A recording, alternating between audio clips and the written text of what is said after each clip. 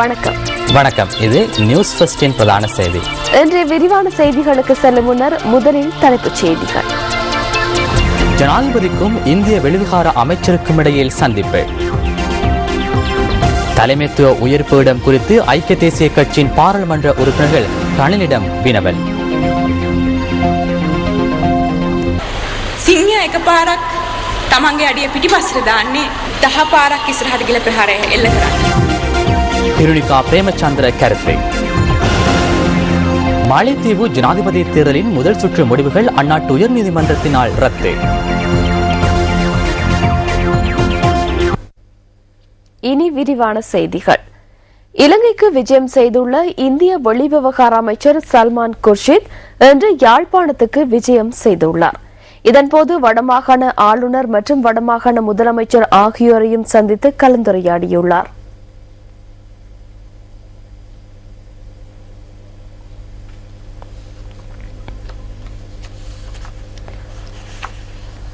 இந்திய வெளிவிவகார அமைச்சர் சல்மான் குர்ஷித் ஜனாதிபதி மஹிந்த ராஜபக்சவையும் சந்தித்துள்ளார். பாராளுமன்ற தெரிவுக்குழுவை கூட்டி மக்களின் தேவைக்கு ஏற்ற தீர்வொன்றை கலந்துரையாடி வழங்குவதற்கு தயாராக இருப்பதாக ஜனாதிபதி மஹிந்த ராஜபக்ச இந்திய வெளிவிவகார அமைச்சர் சல்மான் குர்ஷித்துக்கு தெரிவித்துள்ளார். 13வது அரசியலமைப்பு திருத்தம் தொடர்பிலான விடயங்களை ஆராய்வதற்கான சிறந்த இடம் பாராளுமன்றம் எனவும் ஜனாதிபதி குறிப்பிட்டுள்ளார். வடமாகாண சபை தேர்தலை நடத்துவதற்காக ஜனாதிபதி எடுத்த தீர்மானத்திற்கும் அதற்கு தலைமைத்துவம் வழங்கியமைக்கும் இந்திய வெளிவிவகார அமைச்சர் ஜனாதிபதிக்கு பாராட்டுக்களை தெரிவித்துள்ளார்.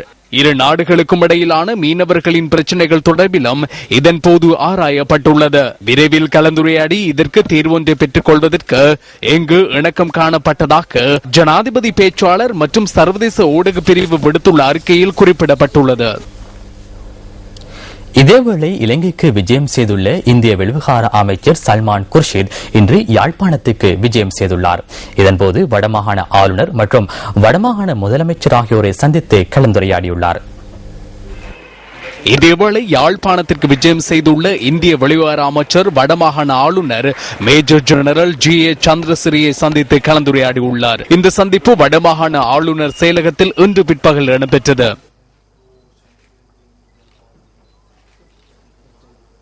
பின்னர் வடமாகாண முதலமைச்சர் CV விக்னேஸ்வரனையும் இந்திய வெளிவிவகார அமைச்சர் சல்மான் குர்ஷித் சந்தித்து கலந்துரையாடியுள்ளார்.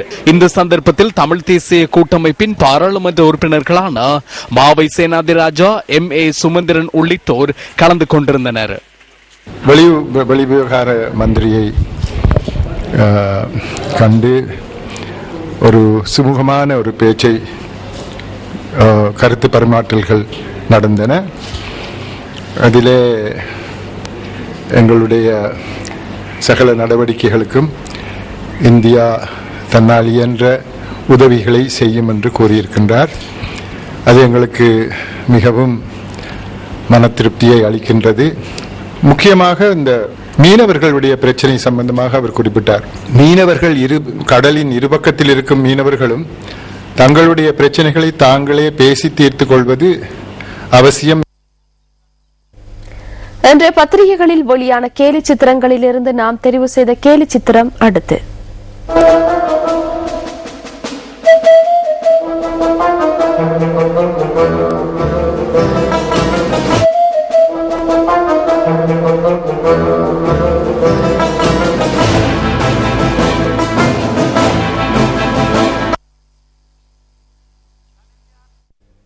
சிந்தனையை தூண்டும் அறிஞர் வாக்கு அடுத்து.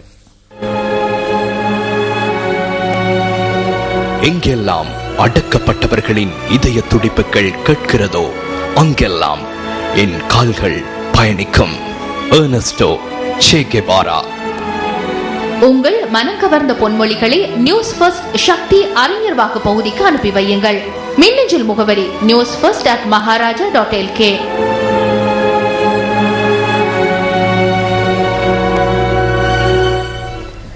பொதுநலவாய அரசு தலைவர்கள் மாநாட்டை முன்னிட்டு ஊடகத்துறை அமைச்சு, தேசிய இளைஞர் சேவைகள் மன்றம் என்பவற்றுடன் MTV MBC ஊடக வலையமைப்பு இணைந்து ஏற்பாடு செய்துள்ள வாகன பேரணி இன்று மகியங்கனையிலிருந்து பொலனறுவைக்கு பயணித்தது.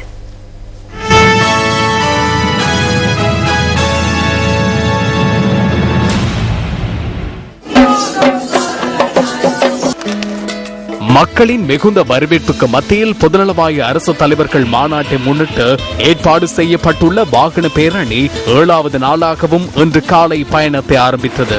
மகியங்கனி நகரில் இன்று காலை இடம்பெற்ற நிகழ்வில் பிரதேசத்திற்கு பொறுப்பான உதவி போலீஸ் அத்தியட்சகர் DJ அதுலத் முதலி உள்ளிட்ட பலர் கலந்து கொண்டிருந்தனர். கொடிகளை ஏந்திய விசேட வாகனத்தில் இன்று சைப்ரஸ் நாட்டின் கொடி ஏற்றப்பட்டது.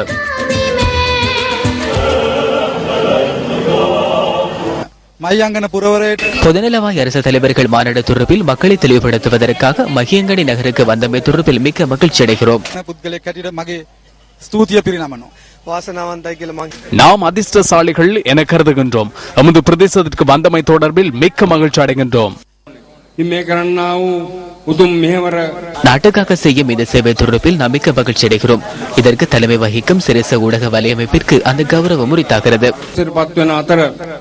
ඒ සඳහා නායකත්වයේ දෙමින් සිරස මාධ්‍ය ජාලයේ සිද්ධ කරන්නා වූ මේ ජාතික මෙහෙවර කාගේ ප්‍රශංසාවට ගෞරවාදරයට ලක්විය යුතුයි කියන වග මේ අවස්ථාවේදී සිහිපත් කරනවා.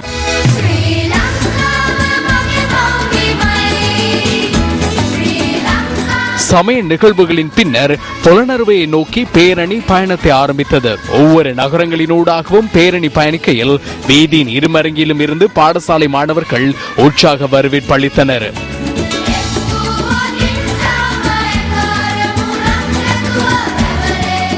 பொதுநலவாய அரசு தலைவர்கள் மாநாட்டை முன்னிட்டு ஏற்பாடு செய்யப்பட்டுள்ள இந்த வாகன தொடரணி இன்று மாலை புலனறுவையை அடைந்தது. பேரணி நாளை புலனறுவையிலிருந்து ஹபரணை கெக்கிராவை ஊடாக அனுராதபுரத்தை சென்றடைய உள்ளது.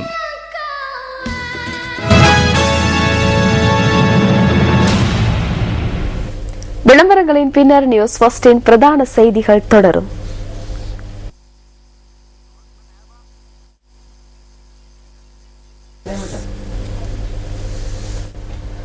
தும்மலசூரிய நான்கடவர பகுதியில் போலீஸ் உத்தியோகத்தர் ஒருவரின் துப்பாக்கி இயங்கியமையினால் ஒருவர் காயமடைந்துள்ளார். வீதி விதிமுறைகளை மீறியமைக்காக சட்ட நடவடிக்கை எடுக்கப்பட்ட சம்பவம் ஒன்று தொடர்பில் வாகன போக்குவரத்து போலீசார் இருவருக்கும் குழு ஒன்றுக்கும் இடையில் நேற்றிரவு வாய்த்தர்க்கம் ஏற்பட்டுள்ளதாக பதில் போலீஸ் ஊடக பேச்சாளரும் சிரேஷ்ட போலீஸ் அத்தியட்சருமான அஜித் ரோஹன குறிப்பிட்டார். இதன்போது கிராமவாசிகள் குறித்த போலீசார் மீது தாக்குதல் நடத்தியுள்ளதாக அவர் கூறினார். இதன்போது போலீஸ் உத்தியோகத்தரின் துப்பாக்கி இயங்கியவினால் ஒருவர் காயமடைந்துள்ளார். அந்த நபர் சிலாபம் வைத்தியசாலையிலும் தாக்குதலில் காயமடைந்த 2 போலீஸ் உத்தியோகத்தர்கள் குளியாப்பிட்டி வைத்தியசாலையிலும் சிகிச்சை பெற்று வருவதாக பதில் போலீஸ் ஊடக பேச்சாளர் கூறினார். இந்த சம்பவம் தொடர்பிலான விசாரணைகள் இடம்பெறுவதாகவும் அஜித் ரோஹன மேலும் தெரிவித்தார்.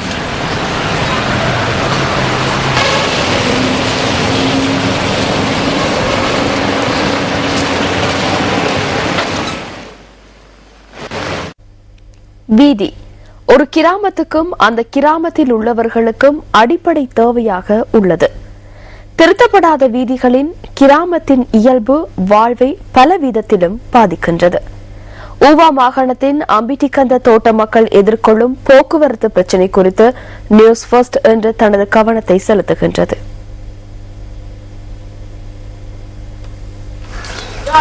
நாட்டின் பொருளாதாரத்திற்கு முதுகெலும்பாக உழைக்கும் மலையக மக்களின் வாழ்வில் நிவர்த்தி செய்யப்படாத அடிப்படை தேவைகள் அதிகம் உள்ளன. பதுளை மாவட்டத்தில் ஹல்தமுல்லை பிரதேச சபைக்குட்பட்ட கொஸ்லாந்தை கிராம சேவகர் பிரிவில் உள்ளது தேகல தோட்டம். தோட்ட தொழிலை நம்பி வாழும் இந்த மக்கள் விவசாயம், கால்நடை வளர்ப்பு முதலிய தொழில்களை தமது வாழ்வாதார தொழிலாக கொண்டுள்ளனர். மரக்கறியை கொண்டு தூக்குறதுக்கு எங்களுக்கு நாட்டாமை கூலியே கட்டுறதுக்கு இயலாது. அதனால வாகனத்துக்கு எடுத்தா வாகனம் வர மாட்டேங்குது. முக்கால்வாசி தூரம் தூக்கி கொண்டு போகணும். அதுக்கு ஒரு ரோட்டு வசதி தான் வேணும். ரோட்டு தான் முக்கியம். வசிப்பதற்கு வீடற்ற நிலையில் இந்த மக்களுக்கு போக்குவரத்து மேற்கொள்ள சீரான வீதிகளும் இல்லை. இவ்வளவு காலமா இருக்கிற எங்களுக்கு எந்த விதமான ஒரு ரோட்டு வசதியோ வீடு வசதியோ ஒண்ணுமே இல்லை. ரெண்டாவது இந்த பிள்ளைகளுக்கு ஸ்கூலுக்கு போறது சரியான கஷ்டம். தண்ணிக்கு கஷ்டம் எங்களுக்கு எல்லாம் நாங்க தோட்ட தொழிலாளின்னு நினைச்சு யாருமே எதையுமே செஞ்சு கொடுக்கறது இல்ல. பல வருடங்களாக இந்த தோட்டத்திற்கு செல்லும் வீதி திருத்தப்படாத நிலையிலேயே உள்ளது. இதனால் டியேகல தோட்டத்தில் வசிக்கும் பல்வேறுபட்டவர்களும் பல பிரச்சனைகளுக்கு முகம் கொடுப்பதாக எமது செய்தியாளர் தெரிவிக்கிறார். எங்களுக்கு இங்க இருந்து பனிய மீறிய போறதுக்கு சரியான மாதிரி கஷ்டம். எங்களுக்கு ஸ்கூல் படிக்க கூட ஆசையா இருக்கு. ஆனா போவேல போற இடத்துல யானை வந்து மறிச்சது. அதனால ஸ்கூலுக்கும் போவேலாம் போகுது. இந்த விடயம் தொடர்பில் சம்பந்தப்பட்டவர்களுக்கு பல தடவைகள் முறையிட்ட போதும் இதுவரையில் எந்த நடவடிக்கைகளும் மேற்கொள்ளப்படவில்லை என்று டியேகல தோட்ட மக்கள் கூறுகின்றனர். எங்களுடைய நிலைமைகளை வந்து கண்ணீர் விட்டு கூட சொல்ல முடியாத நிலைமைக்கு நாங்கள் தள்ளப்பட்டிருக்கோம். என் காரணம் சொன்னா அடிப்படை வசதி கூட என்கிட்ட கல்வியில வந்து சிறந்த மாணவர்கள் இருந்தாலும் கூட என்கிட்ட அவங்க போயிட்டு சிறந்த முறையில் அவங்க கல்வி கேட்கறதுக்கான ஒரு வாய்ப்பு இல்ல. முதல் காரணம் வந்து போக்குவரத்து தான். எனக்கு அடிப்படை தேவைகளில் ஒன்றான போக்குவரத்து பிரச்சனையை தீர்த்து வைக்க வேண்டும் என்பதே டியேகல தோட்ட மக்களின் அவசியமான எதிர்பார்ப்பு. வாகனத்தில் சென்று கொண்டிருந்த இருவர் மரதானே பிரதேசத்தில் வைத்து காணாமல் போயுள்ளமை தொடர்பில் போலீசார் விசாரணைகளை ஆரம்பித்துள்ளனர். இன்று அதிகாலை 5 மணியளவில் அவர்கள் பயணித்த வாகனத்தை கண்டுபிடித்ததாக பதில் போலீஸ் ஊடக பேச்சாளர் சிரேஷ்ட போலீஸ் அத்தியட்சகர் அஜித் ரோஹன தெரிவித்தார். மரதானை டிஆர் விஜயவர்தன மாவட்டத்தில் உள்ள கம்பெனிகள் பதிவாளர் திணைக்களத்திற்கு முன்பாகவே நான் தற்போது நிற்கின்றேன். இன்று அதிகாலை இருவர் காணாமல் போனதாக சந்தேகிக்கப்படும் பிரதேசமே இது. காணாமல் போனதாக கூறப்படும் இருவரும் பயணித்த வாகனம் இந்த பிரதேசத்தில் வைத்துதான் போலீசாரினால் மீட்கப்பட்டிருந்தது. குறித்த வாகனம் தற்போது மேலதிக விசாரணைகளுக்காக எடுத்துச் செல்லப்பட்டுள்ளது. நியூஸ் ஃபர்ஸ்ட் செய்திகளுக்காக மரதானையிலிருந்து எஸ் கிருஷாந்த்ராஜ். மகர தலுபிட்டிய மிகுந்து மாவட்டத்தைச் சேர்ந்த KW திலகசிறி மற்றும் அவரது பாதுகாவலர் ஒருவருமே இவ்வாறு கடத்தப்பட்டுள்ளனர். பாதுகாவலராக செயற்பட்ட நபர் முன்னாள் ராணுவ வீரர் ஒருவர் என போலீஸ் ஊடக பேச்சாளர் தெரிவித்தார். பொலே திலக், ஹட் திலக் என பல்வேறு பெயர்களால் அழைக்கப்பட்ட 55 வயதான KW திலகசிறி 3 குழந்தைகளின் தந்தையாவார். அவர் கழுகம கூட்டுறவு சங்கத்தின் முன்னாள் தலைவர் ஒருவர் என எமது செய்தியாளர் தெரிவித்தார். அவர் இருந்தவாறு சென்று விடுவார். அதனை எம்மால் உறுதிப்பட கூற முடியாது. அவரது மனைவிக்கே தெரியும் எங்கு போவார் என்று எமக்கு சொல்வதில்லை. பாதுகாவலர் ஒருவருடன் சென்றார். காலையில் தான் கேள்விப்பட்டோம். அவரது மனைவி என்னை அழைத்து ஐவன் விரைவாக வருமாறு கூறினார். அப்போதும் ஒன்றும் கூறவில்லை. சென்ற பிறகுதான் எனக்கு தெரியும் அவர் சென்ற வாகனம் இருந்தது. ஆனால் அவரை காணவில்லை.